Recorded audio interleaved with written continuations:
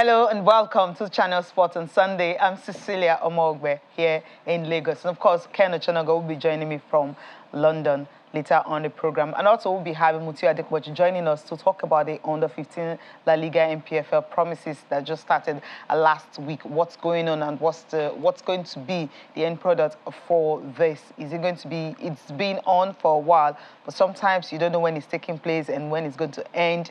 And of course, it's going to be giving us a breakdown of that and the reason why this year's edition is actually different from the ones they've been having. We'll also be touching down on Nigeria Professional Football League, the games for today. And of course, we all know that Benin Insurance and Remo Stars will be playing at the Okene Stadium, especially what happened when they were in NNL. The first leg, match day 3, the first game they played this season against each other, it was Benin Insurance who won 3-0 in Benin City. We'll talk more about that. Of course, all other games will also get our attention. And of course, the Premier League, the title race is getting tougher. Arsenal will be in action this afternoon, 2 p.m. precisely. Manchester City won yesterday against Leicester City. Of course, remember Pep Guardiola said they needed to win that game for them to be sure that they will still be, be able to chase Arsenal till the end of the season. We'll talk about that. And if we have few time, we'll talk about the return leg of the UEFA Champions League. Chelsea, of course, to goes down, and you also have Bayern also to goes down. Can these two teams be able to make it to the next round? We'll talk about that. Right here in Lagos studio, I have 2 big guests in the house. Of course, my partners. Like how you guys guessed or partners. Okpeyemi Ajola is here, and of course, Jimmy is also here. Good to have you guys. Thanks, Sissy, for having us. A very pleasure to be here. All right, before Ken join us, let's just, this Under-15 promises, La Liga, NPFL, the partnership that they've had. This one started midweek last week, and of course, expectations are high in the sense that you expect all NPFL clubs to actually key into this. But we don't see all NPFL clubs in it. And then the players, the selection process, sometimes we don't even know, but we know that these clubs are trying as much as possible to present players on the ridge to also help them, grow their own squad. Yeah, the journey of 1,000 miles will start with a step. Whether you are crossed into doing it or you just have that structure like Remo Stars to do this. And let's just take ourselves back to, we've had so many talent programs in this country, and there was one managed by J.J. Okocha, where one of the players was so outstanding, and Okocha asked him, which club do you play for? The person said BCC Lion. Okocha said, the feeder team said, no, the main team. How many years? He for the past 3 years. So what are you doing here?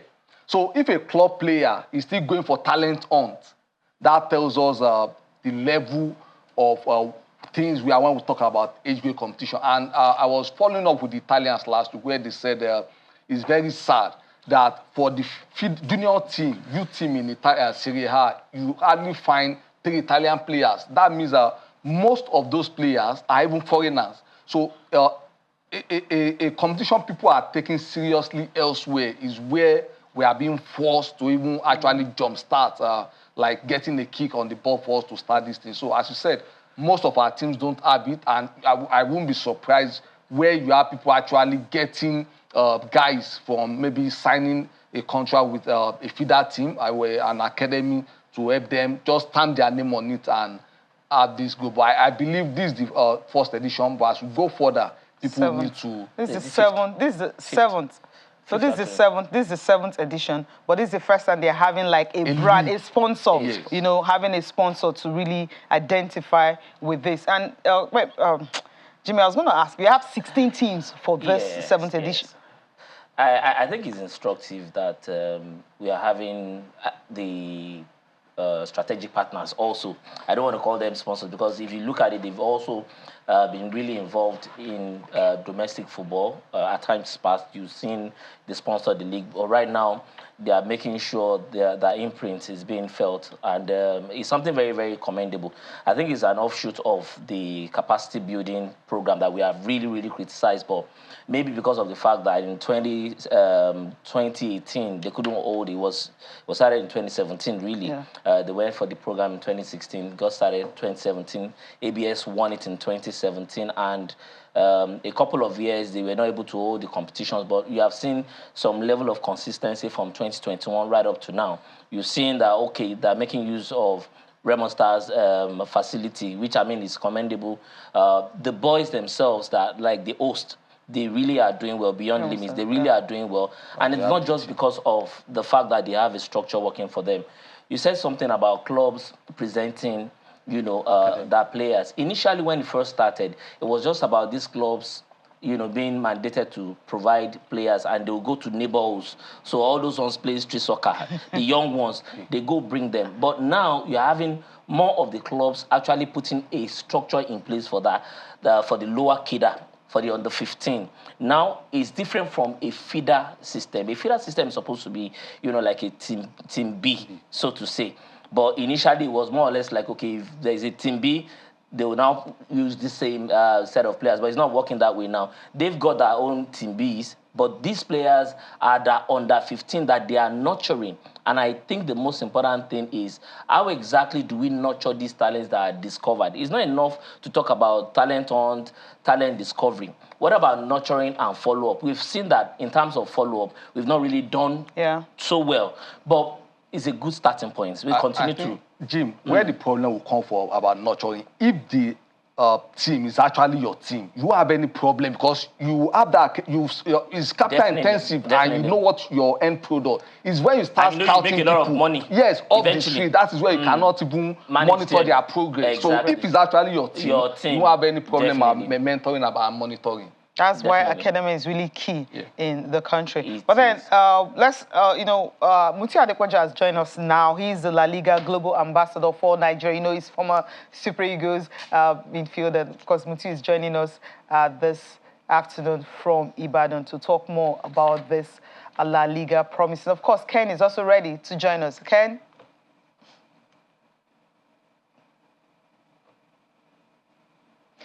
I think you have to unmute. We can't hear you. I am okay. Okay, I can hear you now. Are you hearing me now? Yes, I can. Yeah.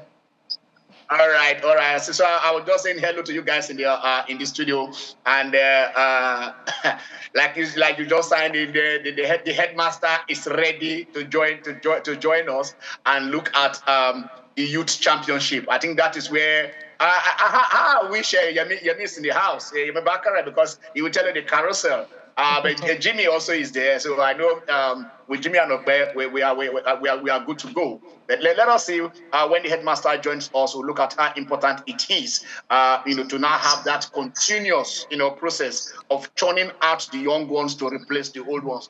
It is a system that you cannot interrupt. That's just how it is. It's like in the production process, from the raw materials, to the manufacturing, from the manufacturing to the distribution, from distribution to getting the whole. That is how it is. So that is, you discover the talents, you nurture them, you give them competitions to let them have the feel. And there is no better person than somebody who has gone through the process with us, which is Mutiu to do this. So he's a product of the youth team. He's, he was there. Let me tell you guys this thing. He was there at the Daman Miracle. He was the part of the Daman Miracle team in 1989. So there is nothing you want to talk about that one. And so when it comes to find at the La Liga structure, the system, we see where the Barcelonas, we see where the Real Madrid, that the youth teams playing, from when they are 6, 7, 8, 9, 10. He was also part of the Castilla, the Real Madrid youth team. So he has experienced it in Nigeria. He has experienced it right there in Spain. And then he's also at the La Liga ambassador here. So we'll have no better person to take us through this than Mutiu. When he joins, I think we are going to have an enriching contribution from his end. Yeah, obviously we'll have that because we know that this process is really critical, especially when you want to identify talent, not just identifying them, but also monitor their progression. Okpe mentioned in the house here that, when JJ Okocha was doing his own program, someone who has been in a particular, it was at a bus stop, or how do I describe, he's not moving, he's not going backward, he's not moving, but he's just stuck competing in one tournament 3 times, which is something that we really don't want to see. So is that monitoring? That's where we need to really understand. That's why we're expecting the headmaster himself to join us and talk more about this. What's the progress? Is it just having it every year and that's the end of it? I mean, have we had maybe 4 or 5 players that we've had that represent us at the under 20 level, under 23 level? We know how youth football has been, especially with the failure of the Olympic Eagles to qualify back-to-back for the Olympics. And Mutiu joins us now from Ibadan. Good afternoon, it's good to have you. Yeah, good afternoon, Cecilia. How are you? I'm fine, thank you. Everything? Good afternoon, everyone. Good. Good afternoon, Headmaster. It's great to have you. Okay, now let's just dive into this. On Thursday, yes, that's when the press... Yeah, it was on Thursday it was heard, and on Wednesday it started talking about the under-15 La Liga NPFL promises. At this very edition, what's the difference from what we've had, over the years? Well, actually, we started on Monday, although the tournament started on Thursday, but we had coaching seminars on Monday and Tuesdays and Wednesday, and Wednesday. So on Thursday, the official opening of the tournament started, and we had Remo Stars against Lobby Stars, and it was a very, very fantastic football game. I mean, Lobby Stars started scoring first 2 goals in the first half, and then Remo Stars coming back in the second half and scoring 3 goals to win. And we have been seeing a lot of fantastic football from these teams, and we are very happy that this happened here. Okay, fine. And you said what has been the difference yes. from what we've had? I think the facilities that we are having at the moment. Last year we had this Remo facility, and I believe it's been fantastic, and the atmosphere, and, all the kids and players and everybody have been the facility, and it's awesome. And I think we're going to have a very fantastic football tournament. It's a good trip. Okay, I think Ken is in London. Okay, so let me ask the headmaster this. Like we say, I've just said here, you were part of the Nigerian youth team, and you also experienced the youth team in Spain. What is the role of clubs in this? Because it is like this just comes as a tournament. Can you get it in Spain? Do they come as tournament, or the youth teams will stay with the clubs? I know later we'll talk about the challenges anyway the clubs are going to have. But what is the difference between just selecting teams to represent Rangers, selecting to represent Remo Stars, and in Spain where you went through the process with the Castilla? Well, the roles of the clubs in the football, youth development is very, very important. In Spain, they don't have it as tournaments. Every year football competitions, league, in which all the ages and all that compete, and they move from age to another level and all that until they get to the senior team. And that is, the reason why we tried to develop this in 2017. This started from our office in Abuja, and we just sat down with LMC and said that we can start this just for a start. The only problem is that we have not evolved more than what we have. Our aim and objective is for the clubs to have their youth development teams from the ages 10, 8, 10, 12, 14, 16 to the highest level. And for them to incorporate that into the system in Nigeria and all that. But unfortunately, we have just been having this tournament. And it's because of the challenges that we have been having in Nigeria. I hope the clubs, because the aim and objective is for the clubs to acquire and to have this system so that we can have ways of developing our players right from the very young age, and all the clubs to have all this level of development and all that. But unfortunately, we have not gotten to that stage. We are still in this level of tournament and all that. But which is at least it's good for now. Because we have discovered a lot of talents, a lot of players that have played in the under-17 national team and all that.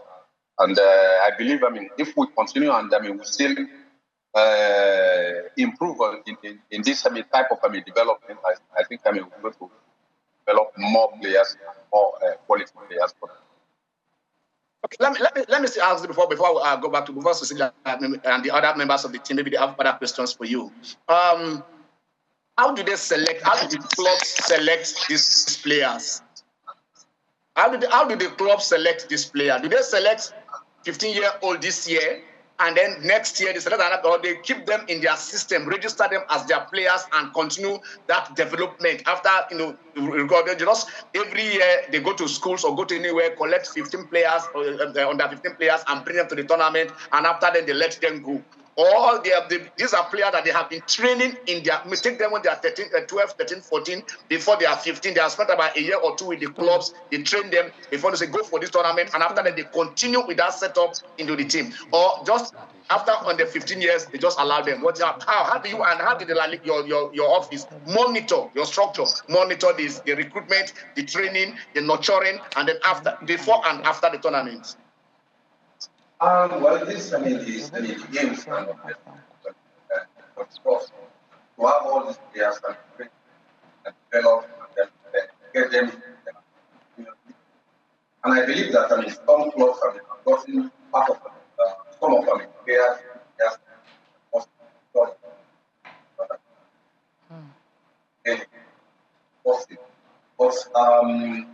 as it is now, we don't know. We believe that because to retain all the players, try and bring in more younger players, all that, and retain them after the all that. That's what we preach and talk that in the players, because these are players that get senior team. They should retain them, train them, and develop them very well. I believe that Ramos has made that. Okay. And the assistant but our aim is for all the Premier League and NNF, all other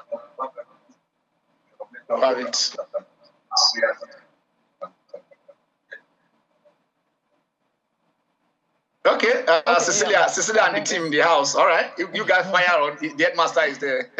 Yeah, I love the fact that when he mentioned that, when you talked about clubs also need to really have their own players to train and not just pick players from anywhere. But these two guys in the studio want to ask some questions, so I'm going to leave the floor for them. Starting up with Jimmy first, so you go with your question for Mutiu. Okay, Headmaster.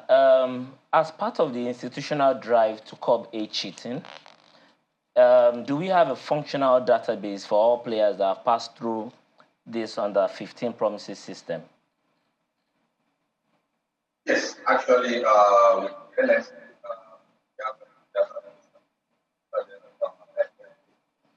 Okay.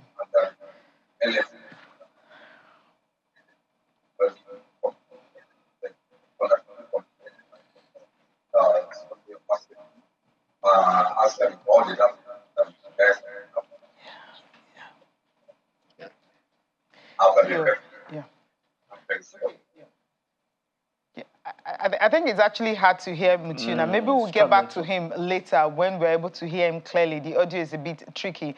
So I think when it's better, we'll go back to him. I mean, I love the question you ask him, concerning the progression, monitoring, training and everything, because you won't just have a league every year and then what next? What next? We're going to ask him because there's this confusion. Is it the 7th? Is it the 5th? How do you calculate it? How do you measure it? You know, there was the pandemic. There was also the law after the first edition in 2018 that they could not hold the ball. From that period, you could just see the consistency. Yeah, and which is these are some of the things you appreciate about the LMC and the IMC. You know, you always have the challenges. But you right? keep on. But you keep on keeping on. Now you can see he talked about the infrastructure being there. Yeah. I'm happy because these players will have that camaraderie. They will have, you know, they will have the exposure, meeting with other players from different regions. Because initially it was more or less like zonal playoffs, the first thing to meet. But right now they are there. They get to meet other players, and also the coaching clinic for the youth team. Coaches. It is important. Not everybody can coach, you know, females. Not everybody can coach youth players. Not everybody can coach national. There are specializations. So if we begin to understand this and start focusing on the specializations, we have a better working system, a better structured system that works for us. Yeah. But again, without sounding like a broken record, we will lose all these benefits if this thing is just every competition, we turn it to a competition where just ad hoc tournaments every year, gather everybody together, let's play. And that was one thing I picked from what you said, that look, something they should have done, i.e., if he's under 13 last year, under 15 this year, so we ensure the same set of players, because once you do under 15 first edition, go under 15 next edition, except want to be the Ghanaian players where you play under 21, play under 17. Why people now say no? Once you have played this one, you can't come back. So except that, because there is no point you play this year, you exit. You play. So I think I want them to also go that step further, whereby maybe it's under 13, 15, 17, 18. You know, our future Eagles they're actually under 13 and under 15. Yes. And like you rightly said, the graduation must be there. It must be visible. We must see it. Because from under 15, what happens? What if they are not able to immediately make it into the feathers of these clubs? What happens? So you have like an under 17. That's why you have the UEFA Youth League for under 19. Under 19, yes. So you become ripe to enter into these clubs. But between under 15 and getting into a proper club or an academy, those ages must be properly catered for. And I think the most important thing, I think, is very proper we get it right now. Why am I saying this? The scouting system in Europe, it was Sagi that caused that storm when he said he got to the youth camp for the Italian junior team. I said, look, so many black players. People thought he was being racist, but the condition has even worsened today. When you talk of Inter Milan, Napoli, AC Milan, 3 teams, starting level for their under 19 should be 33 players. Only 6 are Italians. Okay. So that accounted for why they had issues for a couple of years with the national team. Because you didn't have those players, you know, the carousel. So what will not happen is that means all they need to do to naturalize those foreign players. So once we don't start our competition, that means our boys will find their way to Europe and become Italian, become Spaniard, become French. Interesting. I think if we really don't nip it in the bud, or if maybe like leagues are the ones responsible, like for instance, you have Ben Insurance under 15 playing, Remo Stars under 15 playing, then you have Eimba, you know, Enugu Rangers, all of them. So you're already with the club, and of course that progression will be there. And when we are playing on the 17, on the 20, you can say, oh, this guy played on the 15 in 2023, and so he's been able to play 2 years later for the senior teams. Let's go on a break. When we come back, of course, there's so much to talk on sports, channel Sports on Sunday.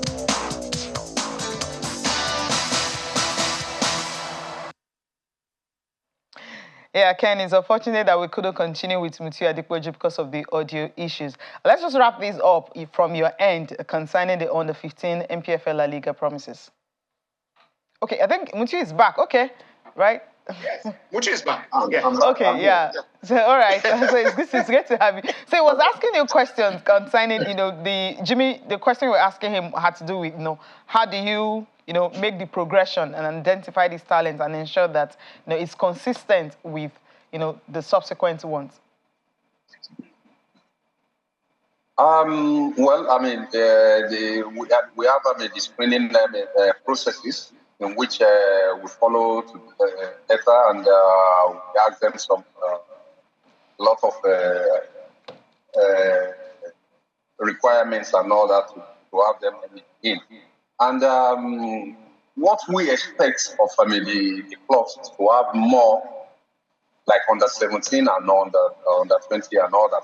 Although we are thinking of in a way and having meetings with the IMC, how we are going to extend the competition from under 15 to probably under 17 and having under 19 and so on. So we are looking at that, and let's just see how everything goes. But the fact still remains that we have to get everything right. We must have structure, and the clubs must have the structures too, and we should be able to have a league, the youth league in which all the clubs are going to be playing week in, week out, and all the categories are going to be playing their leagues week in, week out, and following their development, their progress, so that they can get more into the highest level and all that. So I think with that we are going to get everything the way we want it. But for now we are just doing this, and hope that one day we're going to get there. Yeah, hopefully we'll get the. Okay. Let me ask Mutiu this question because the other time it wasn't the audio wasn't too clear. Mutiu, like we said, this player, because this is very key for us for your understanding. I don't know if you guys are doing it now or if you are going to do it later. The FIFA matching system for minors and any other thing is, these players that are representing the club, have they signed with the club or they just represent them? That is what that is.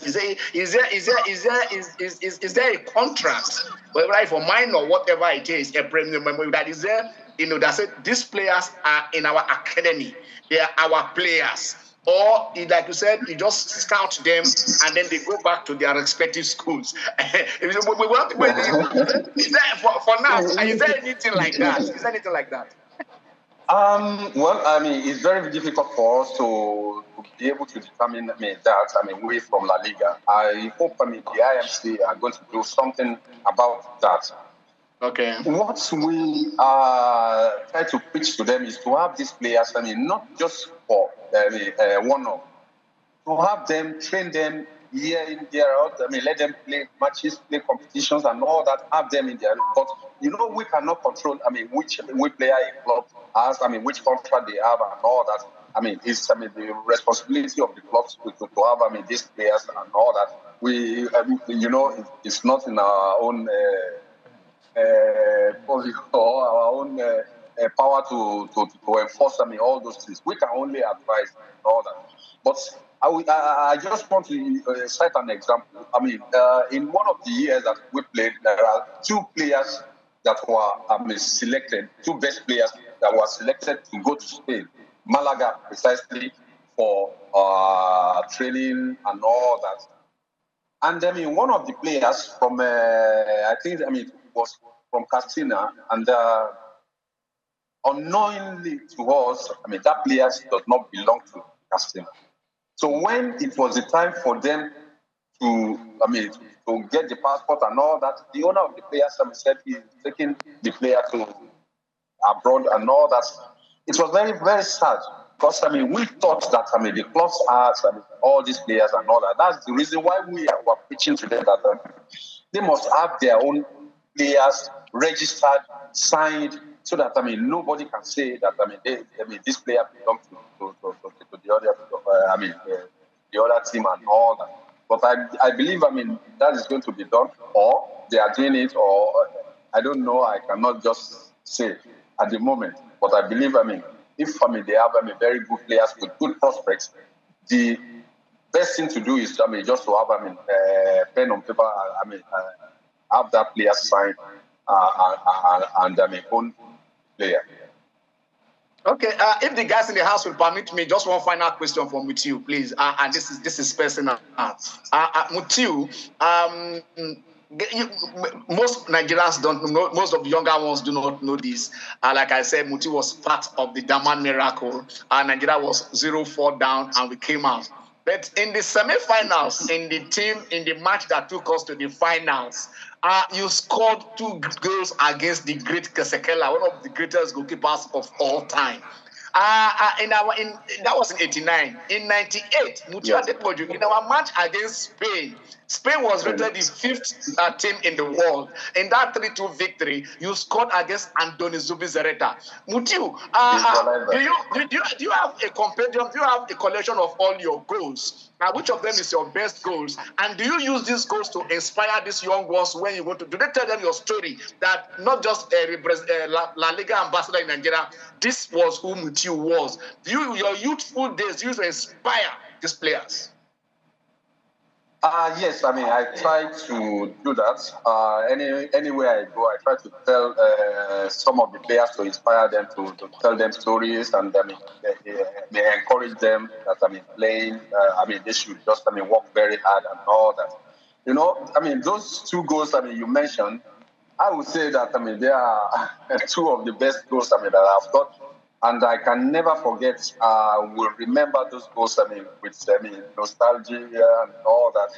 Because the one, in Saudi '89, it was, the winning goal from the semi-final that got us to the final. I scored the first goal. I scored the first goal in the first half, and they equalized. We went into the extra time, and that goal came. It was a suspended, jump. Because I saw the headmaster pull out. I saw the pull out coming from Dimeji Lawal from the right side, and I timed it and suspended. Knew the goalkeeper was going to come to that position and all that, and I just put it at the corner. And the one against Zubizarreta in '98 too was the equalizer, and that goal was another one that I can never forget. Remember I was playing in Spain then, and I knew most of the tactics and the gimmicks to get the goal. So, and that goal I first scored. We practiced at training, and I scored. That type of goal at training 2 days to the game. So it was. And the same person that played the corner kick was Garba Lawal, and he did the same thing. And we did the same thing that we did, and we got that goal, the equalizer, and it was fantastic. I can never forget. So I tried as much as possible to use the experience that I have garnered over the years and everything to inspire youth, young ones, and try and tell them stories and inspire them that hard work has no substitute. They just have to work hard, and when they work hard, they're going to see the results. Or the result of hard work and discipline too. I know what. Let them ask you. One of these days, we are going to have you in this. We are going to have you. It will just be a mutual interview, not on the NPFL on the 15th tournament. Okay, Sisi, you guys can take over. Okay. You have him for dinner, or you have Mutiu for lunch. All right. I love the fact that we have 16 teams, but then NPFL, I don't know how well they're actually keen into this. We have 20 teams in the NPFL, but we have 16 teams playing here. But Okpeyemi, I think he has some questions for you. So let's go to Okpeyemi, and he's going to ask his question. Okay, just one question. But before that, I think my own best goal from Mutiu was against Ghana in '92, because prior to that, under West Ham, we played Ghana like 5 times. We didn't win any of the match, and I think we scored. That was the only goal we even scored against Ghana all through the time of West Ham in about how many meetings. Now, my question is, a cheat. How do we tackle a cheat? One, I'm aware we don't have the facility for MRI for these players, and now in Nigeria, I think the most potent weapon against a cheat is through NIN. So for this competition, I want to know, how do we tackle a cheat to ensure we are proper under 15s? Well, every year we sensitize coaches and the management about this, and we try to tell them how it works, how they work there. Unfortunately, we don't have the system that we have that they have in Spain, in Europe. Here in Nigeria, in Europe, once a child is born, it's already registered. So it's very, very difficult to have it's already registered, and they will have, I mean, a social security number already, and it's very difficult. That's, I mean, it takes, I mean, throughout, I mean, their life. But in Nigeria, we don't have that and all that. So we tried as much as possible to sensitize. Even at the coaching seminar, we spoke with the coaches that, I mean, they are the one that know the and the parents the correct ages of, I mean, their players. I mean, it's not right to cheat and all that. We try as much as possible to talk to them. And I mean, now we ask them to bring their results, because I mean, we always know that, I mean, the ages where they're going to be at, I mean, certain ages and all that. Then we require them ID card from their schools. And some of them, I mean, if they have, I mean, gotten passports, I mean, not passport that, I mean, they have just, I mean, recently and all that. So those are the requirements. And then we use, I mean, facial and, I mean, well, it's, I mean, very difficult to use facial and, I mean, body, but sometimes, I mean, you know, intuition and all that, we just tried as much as possible. We just believe that, I mean, we are getting it, I mean, right, and I mean, people will try as much as possible, plus will try as much as possible to bring the right ages, because, I mean, actually, it's, I mean, going to be very difficult to say, to determine and say these ages when we are not born, I mean, the parents of the kids.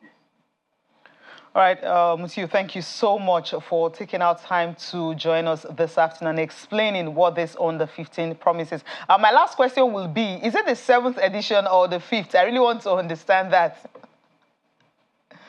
Well, we started in 2017, and Okay. I think, I mean, we have been doing it every year, with the exception of, I mean, one. So if we're in 2023 now, this should be the 6th or 7th one, I think. Okay. Okay. All right. Any other thing you want to add concerning these Under 15 promises? Well, that, I mean, it's a very nice, I mean, tournament. I mean, and I mean, we have, I mean, talents in Nigeria. We just have to discover them. We have to make them compete and train them, develop them, so that, I mean, we can get, I mean, good clubs. I mean, players that will play for our clubs and, I mean, for the national team. All right. Thank you so much for taking our time to join us this afternoon on Sunday. Yeah, it's my pleasure. Thank you. All right, let's quickly go to NPFL, just take a look at the games for this weekend. We have one game was played on Saturday, which was the game between Nasarawa United and Gombe, and that game ended 1-1, a draw. Not still a good one for Nasarawa United, because if you take a look at the table, well, 9th position in Group A out of 10. So the games for today, before we'll talk about the big one, which is Insurance and Ramos, as I know everyone is actually interested in that game, because both sides gain promotion and they're doing so well in the league. Group A, you have Academy Warriors and Shooting Stars. Shooting Stars had a draw against Ramos Stars just last weekend. Kwara United and Eimba. Kwara, of course, it was a draw against Benin Insurance in Benin City. You have Plateau United and Aqua United. Ramos Stars and Benin Insurance this afternoon in Ikene. Let's go to Group B, the games we have. There you have Bayelsa United and Lobby Stars, Doma United and Wiki Tourists, Rivers United and Dakada FC, Abia Warriors and Sunshine Stars, Enugu Rangers and Niger Tornadoes. These are the games we have for today. So I'm going to go to Ken first, because Ken is about to drop his pen. So maybe after he's talked about this MPF, he can drop his pen and go continue with what he's doing right there in London. Ken, I'm going to come to you. Which one gets your attention this Sunday, the games for today? There is a standout. In Nigeria, we used to have Stars versus ECN. We used to have Shooting Stars versus Superstars. This one is Remo Star versus Benin versus Remo Stars. They have history. They have good history, bad history, fighting history, result history, any history. I mean that fixture takes the day.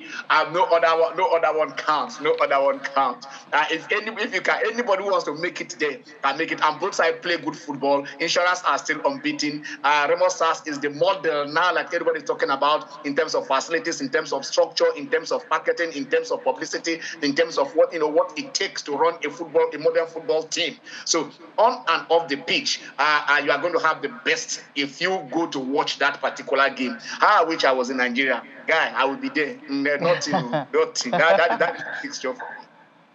That's the fixture. So let me go to the guys here in the studio, of course. Start with Okpe. I mean, the first leg, how do we describe it? And the match day 3, when both sides meet in Benin City, I mean, Benin Insurance has a good game. It was 3-0. It wasn't as if they were playing Remo Stars. Maybe because of the way they started the season, winning 7-0 before the draws all started.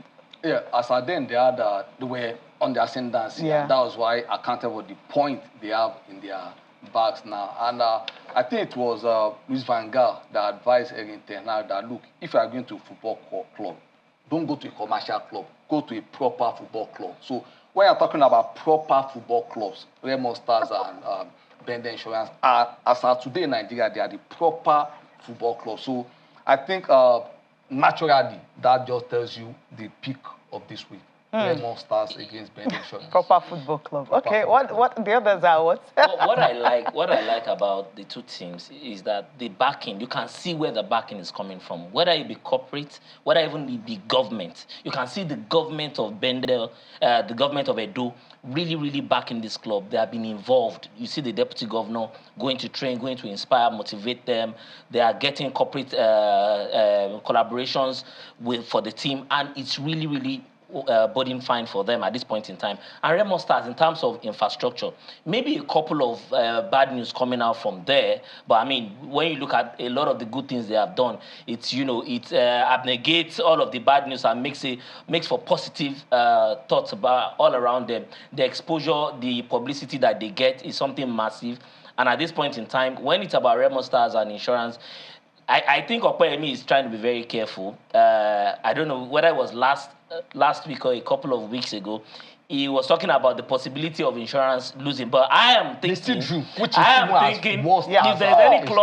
there's any club that will take that L, that will give them that L, I think it will be Remo Stars. Because, everything, the odds are stacked against them. The 3-0 defeat initially, and the fact that they also have a point to prove. Daniel Ogumodede knows that at this point in time, he has to give it all the, put all he has, all the arsenal out there to make sure they get victory today. So I think that Remo Stars should actually, they've been having it coming. 4 draws in the past 4 matches is not so good for insurance. But I think that if they eventually get to lose a game, they will come back and they'll be a lot more stronger. How many games do we have left? We have 4 games to go, yeah. Yeah, so I mean, those three... But I think it's the best time to play insurance. The best time to play insurance. Because 4 draws, no. Ken, we are having people in the studio actually saying that today might just be the day that unbeaten run would definitely end. You agree with them? Ken would not agree with No. I don't agree with them. Please don't talk about 1978 to lose this game. But I tell you, it is the only thing I can tell you is that whether it is a win, a draw, or a loss, it is going to be a crack. Yeah. At least in the pen. Yeah. Okay. Yeah, I know you're dropping it now. All right, see you next Sunday. I'm dropping it. You guys, our fans have not joined us yet, so let me drop it before they join, so that you guys can take the floor. Enjoy the show. All right, catch you next Sunday. All right, let's just go to Premier League, because, of all the games you guys are picking, you don't want to talk about any other game, not Shooting Stars or any other game. Not that we don't want to talk about them, but that's the peak. That's the peak of the weekend. All right. Exactly. Let's quickly go to the English Premier League, the games that were played on Saturday, and of course games that will be played today. The title race is getting tougher, but when you look at the distance between Arsenal and Man City, you'll be wondering, can Man City will they be able to catch up, or will Arsenal just be winning their first trophy for the first time since 2004? Oh my goodness, that's so long. Man City and Leicester City, it was a 3-1. Kelechi Iheanacho tried to pull one back for them, but then Man City scored all 3 goals in the first half with Haaland. 32 goals, Premier League goals. Yeah, Premier League. Oh, gosh. 47. 47 of Salah, yeah. Okay, all right. Let him score. I'm sure we're going to be having 55 at the end of the season. He's targeting Dean Dixie's record of 60 goals. this season. In 2020. No, you can't. You can't have it. It's over already. You can't have it anymore. It's over. They're just only in Champions League. And how many games do you have left? Man City. He needs to be scoring maybe 3 goals against in Man City more than any other Premier League. Aston Villa, Newcastle. I mean, you look at Newcastle, the way they had that bounce. I mean, scoring some fantastic results against Manchester United. Of course, the other game they won 5-1, and then now losing 3-0 to Aston Villa. I don't know what happened in this game, but that's how it happened. I think it's very easy to explain. The team on the ascendancy, since they signed in Emery, they've got more points than any other team. They won in 2023 consecutively, which has never happened since 1993. When they had John so Emery is the relegation contender when they sacked they're actually chasing the top 4 spots. At least Europa spot, yeah. I think they can get I'm sure Chelsea would have been thinking, why did we get Graham Potter? I mean, this guy. Tottenham and Bournemouth. Now, this was more like when Arsenal, remember when Arsenal played Tottenham? It was 3-2. It was the last kick of the game. Same thing with Bournemouth. I don't know what Bournemouth, they have this thing. In the first leg, also scored in the injury time. So they got the equalizer through Danjuma late in the game, and later in the game. And the question really is, should Tottenham be in this particular position? I don't think so. I mean, they should be doing a lot more better, because ordinarily, when the season starts, you always want to rate them top 4 because of what they have been able to do. But now you see Arsenal displace them. Now you see floundering Man United. Floundering. You can't say they are floundering at this point in time. But I think they've written off their season when they sacked Conte. All right. They also have Chelsea, Brighton. We don't know how to describe Chelsea. I mean, you spend almost £600 million on players alone. How much was the coach? I was trying to calculate how much was on that coach. Severance payment for Graham Potter was about 80. How much was it? Thereabouts. Then, of course, the money you paid to Brighton to even get him, and then you let him go, you brought in Lampard. I mean, last 3 losses, I don't know what's wrong with Chelsea. You know when we say... You know when we say you get a grade C coach to coach a grade A team, that's exactly what you have gotten. C to A. Exactly. That's exactly. Jump. And even as of now, you see that there is this loss of confidence from the players. It's hard for them.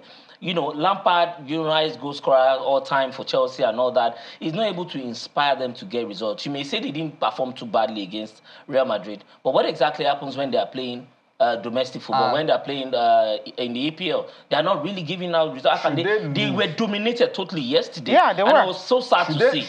No, I think, again, all teams in Europe had a nightmare, with the exception of Man City. This weekend, all teams in Europe. Yeah, Cadiz and Real Madrid. They didn't. You're talking about the assertions, right? Yeah, maybe Madrid. Go to Italian league. All the teams now. You know why I would not want to even agree the German leagues. But even if you are not going to give the best of your performances, it should not be a situation whereby right from the blast of the whistle, you are being absolutely dominated. Jimmy, you know, I mean, we're playing at Stamford Bridge. This season, you know, this season, the only thing left for Chelsea is the Champions League. All right. Because that's the only thing they can actually contend. Take a look at the games for today, the fixtures for today, where you have, of course, West Ham and Arsenal will be in action. You also have, completion of Saturday's results. Everton, Fulham, Wolverhampton, Brentford, Southampton, and Crystal Palace. Crystal Palace also having a new manager. I think of all the managers that were sacked, apart from Crystal Palace, happens to be the only one that is doing well. Leicester didn't do well. Leicester not doing so. Exactly. Let's take a look at the games for today. West Ham and Arsenal, of course. You also have Manchester United and Nottingham Forest. Leeds United and Liverpool. That game would be on Monday. Now, let's take a listen to Mikel Arteta urging Arsenal to actually finish top. That's the only way, they can win this league. He's got some advice for his players not to relent in trying to win every game, every time.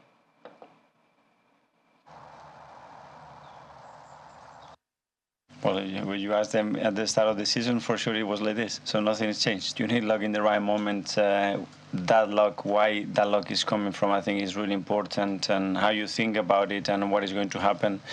But yes, it's another part in the sports. Sometimes about inches, and those inches has to go your way. We are where we are. We are happy where we are, and now we have to finish the job. And in order to that's going to demand an extra bit for everybody.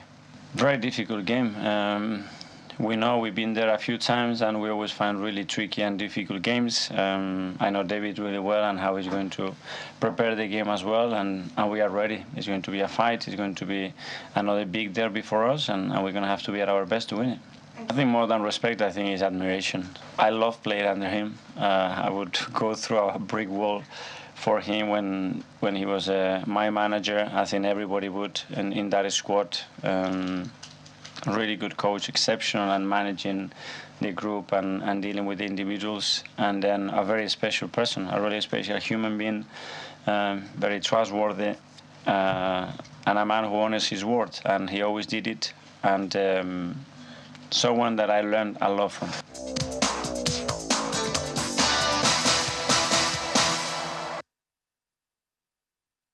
Theophilus Agbonlawa is in the studio. Of course, Jimmy Kato is the one making way for him to be right here. Great to have you. Always a pleasure to be here. Yeah, you've been behind the scenes. You know, making things happen. Able producer. All right. I mean, you guys listen to Mikel Arteta, you know, urging his players ahead. He had to praise, of course, David Moyes. You know, he was with him at Arsenal. He was a fantastic player at the time. But then they understand what it means to win this. Yeah. You can't slack anymore. You can't afford to even have a draw. You can't blink, or else you break. Exactly. And looking at the team chasing them, I said this a couple of times. If it wasn't Manchester City chasing us now, I think they'll probably just be strolling to winning this league. But looking at who is coming behind you and the run of games that you still have to play, including playing this, Manchester City at the Etihad, he doesn't have a choice. Arsenal needs to step up, or they will just end up getting that shocker. And that title will elude them after almost 17 or 19 years. Yeah. We don't want that here. At all.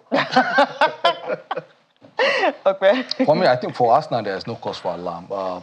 The European Conference match, the midweek draw, West Ham will count against them today because their focus is more on the Conference League because they are not in the contention for European sports. But when you get the European Conference title, it gives you promotion to Europa League. So I think that is that. But again, it took a lot from them in Belgium also. So they are focused this week, just like the trial.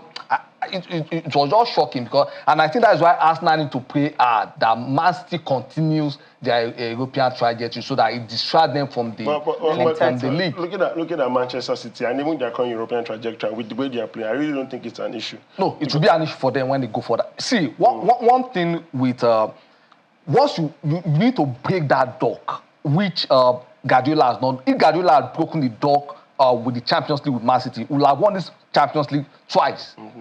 If he had won it once, Guardiola would be a multiple Champions League winner with Manchester but City. He needs to break that dock, and the psychological effect of you having to get that result is what is holding them back. Whilst I'm tempted to agree with you, I'm still of the opinion that with the way Manchester City are currently playing, they seem to have entered that zone whereby almost anybody that comes their way right now is just, they're looking like dinner to them.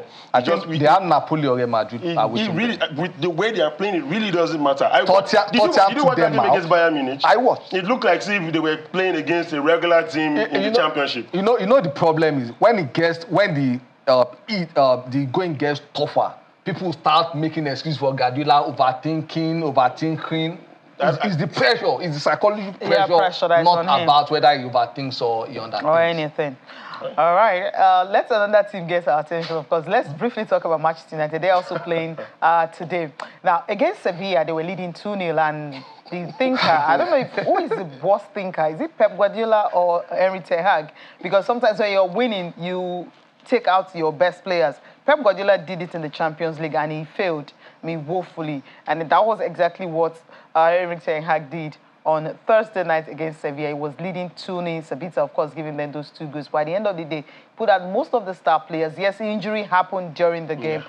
They ended up drawing that game against Sevilla 2-2. And, of course, it was Ongo, Malacia, and Maguire. Those 2 names are similar. And Maguire came on as a substitute after Varane got injured. So, at the end of the day, that's how it happened for Manchester United. Now they're in action against Nottingham Forest, and they have a plethora of injuries. You have Martinez out for the rest of the season. Yes. Varane, we don't know how long it's going to be, maybe 2 weeks or so. So now injuries are coming up, and now you're chasing top 4. And you have a Newcastle. They were lucky that Newcastle dropped points. They lost. Yeah. So they're still maintaining that 4th place. Yeah. But when you have Aston Villa chasing, and Tottenham, you don't know when they will wake up. So sometimes it's hard for Manchester United to even get into that top 4. Well, I've watched Manchester United play this season, and it's been topsy-turvy for them. Yes, Marcus Rashford at a point picked up form, and all of a sudden Casemiro turned out to be one of the best players, and Eriksen went injured and all of that. But somehow, I just think Erik ten Hag has not just been able to catch a break. Yes, he went on to win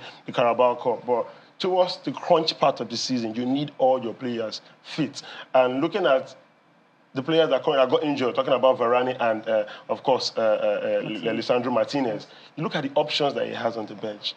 Harry Maguire, I was involved in an argument with one of my colleagues, I think that was sometime during the week, on Thursday about Harry Maguire, trying to defend him, but you really cannot defend the indefensible. Every time he steps up, comes up to play for Manchester United on the pitch, you know he's almost prone to committing errors, and not at this stage of the season where and they the fantastic goal he scored against. Not at this stage of the season where they need all their hands fit. So one thing is certain. Yes, they might be playing Nottingham Forest. Yes, Nottingham Forest might not look like they should cause an upset. But when you have Harry Maguire on the pitch, your heart will always be in your mouth, because if he doesn't give away the goal, he will most likely put the ball in the back of the net. And then you are still going away to play Sevilla, whom I think, I believe, are the kings of the Europa League. It's their tournament, it's their competition. You're going to play them in Spain. I just think it's the worst time this can happen to Manchester United. But hopefully he can just probably get lucky and then go all the way. Get lucky today. Hopefully. Can he hopefully? No, yeah, hopefully. You can only hope. Against Nottingham Forest. They really haven't been performing, though. Yeah. So, yeah, I think that can count for them.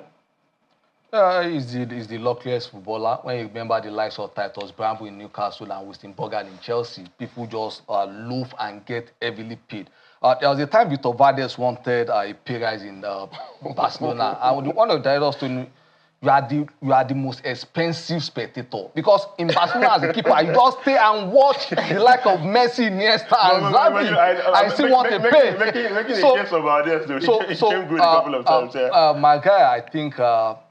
As he said, you can't just defend the indefensible. Well, the more you try to defend Maguire, the more he embarrasses you. So I don't know. I think he just need to take a break from football, and maybe they should give him the season off, so let him come. But you watch Harry Maguire play, and I think in an interview granted not too long ago, talking about his achievements, at least with the English national team.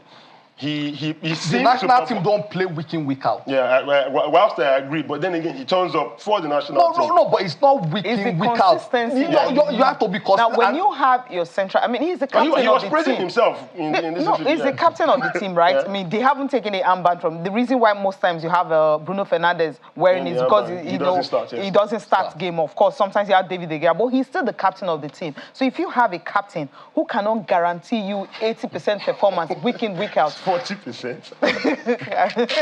No, I think don't go so low. He needs to take the season off. That's the advice. But against Nottingham Forest today, I mean, without having your complement of your full players, Rashford, of course, he's also injured. So Antonio Martial may definitely start. Yeah.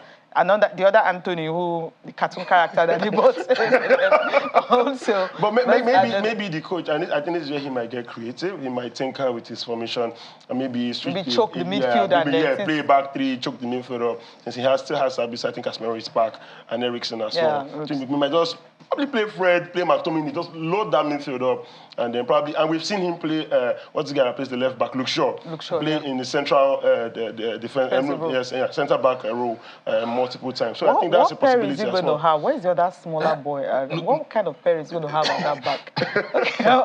That's why he gets paid. So exactly. We shouldn't be racking our brains. Luke Shaw just got a new contract, so I think that should spoil him more. But I think for today, Nottingham Forest, they have the edge over.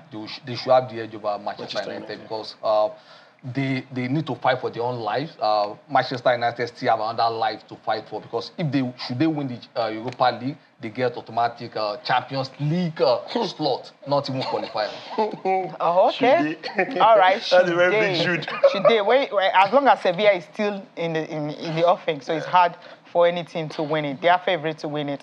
All right, let's quickly talk about Liverpool now. Jude Bellingham, I mean, the reports coming from England, the reason why Liverpool had to give way. I mean, they said, look, we can't pay so much for this play. £130 million. That's how much it costs. He scored 10 goals this season and 7 assists, right? But Jurgen Klopp has been trying to explain the reason why they can go for such a player. And also talking about the game against Leeds United. They're 8th on the log, not looking good for Jurgen Klopp. This is not where he wants to be, but in our front, where are they? Just Premier League. Let's listen to him.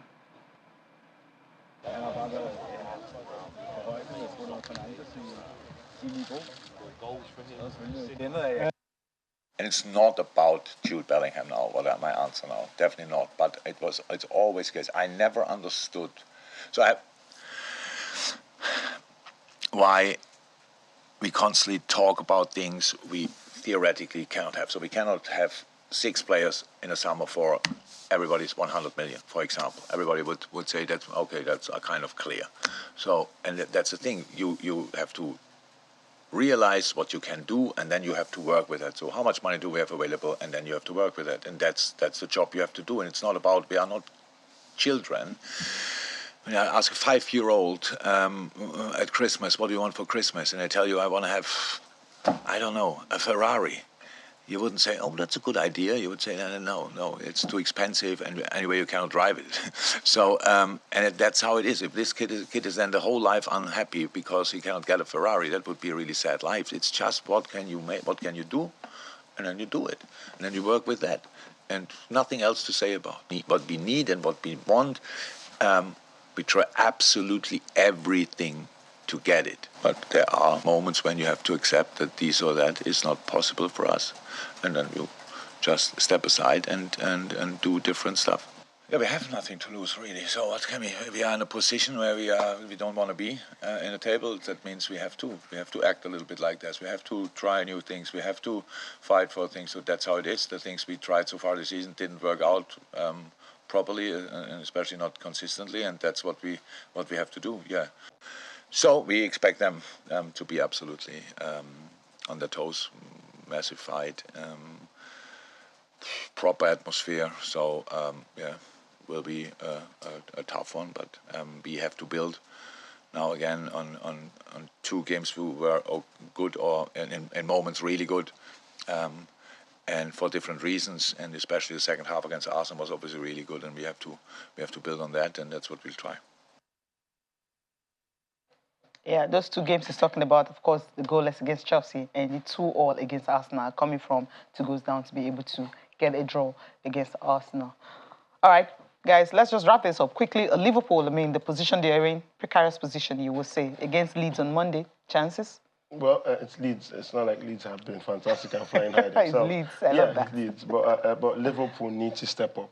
If they want to make it to Europe this season, they need this run of games. And there was no better way to start than that last game against Arsenal, coming back from 2 goals down and going to draw that game. Even possibly could have gone on to win that game, but for the heroics of Ramsdale towards the end of that one. So I think Jurgen Klopp still has it in him. A couple of good signings, probably during the off-season, and we might just see a different Liverpool come next season.